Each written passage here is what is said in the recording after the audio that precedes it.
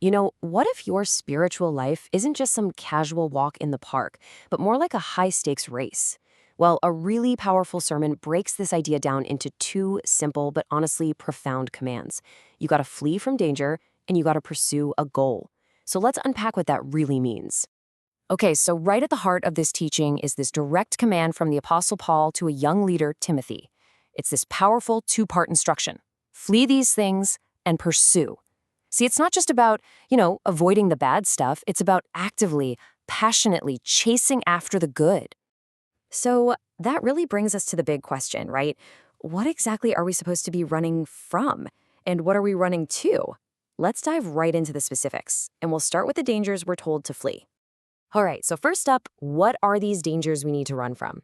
The sermon lays out a super clear list of spiritual traps.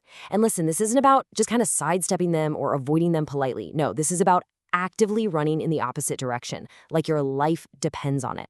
So here they are. The sermon points out 7 key dangers to flee from: greed, or the love of money; immorality; idolatry; those youthful lusts; keeping bad company; hanging around fools; and getting tangled up in false teachings.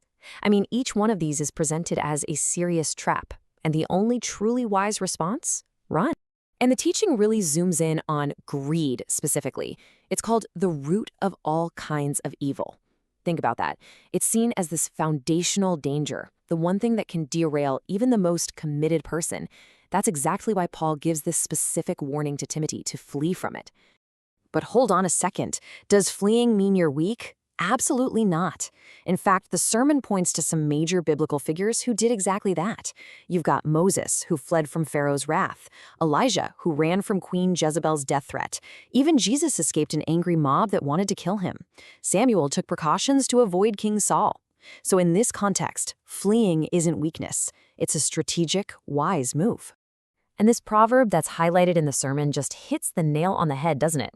The wise person sees evil coming and gets out of the way, but the fool just defiantly rushes in. So fleeing isn't cowardice at all. It's actually presented here as a mark of true wisdom. Okay, so we've covered what to run from, but where are we running to?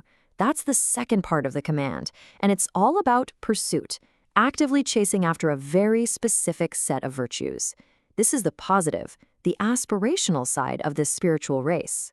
The teaching lays out 6 incredible virtues to pursue: righteousness, godliness, faith, love, endurance, and gentleness. And these aren't just, nice qualities to have. They're the actual finish line we should be sprinting towards. It's like righteousness is the path you're on, faith is your compass, love is the fuel in your tank, and endurance is the stamina you need to actually finish the race. Now, the sermon makes a really crucial point about godliness. It's not about putting on a show or just looking religious on the outside. Nope.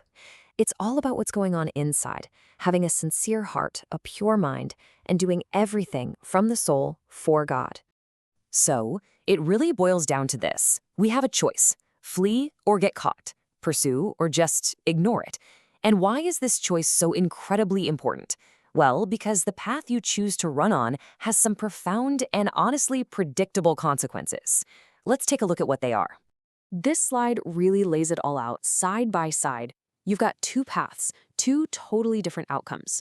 When you flee from false doctrine, you're avoiding all that junk on the left: pride, conflict, slander, constant friction. But when you pursue godliness, you're running straight towards the good stuff on the right: righteousness, faith, love, and the ultimate goal: eternal life. The contrast couldn't be clearer. And just to really drive the point home, the sermon lists out 6 destructive consequences that sprout from taking the wrong path. We're talking pride, ignorance, envy, conflict, slander, and these evil suspicions. They're described as the poisonous fruit you got from a life spent running in the wrong direction. And believe me, the stakes could not be higher. The teaching reinforces this with a direct and pretty sobering warning from Jesus himself. This isn't just about, self-improvement. It's framed as a matter of spiritual life and death. Choosing the right path leads to life. The wrong one, well, that leads to death. So after all that, it really comes down to one simple question for every one of us. In this race of life, which direction are you running? Are you fleeing from the things that will destroy you and pursuing the things that will give you life? The command is simple: flee and pursue. The choice? Well, that's all yours.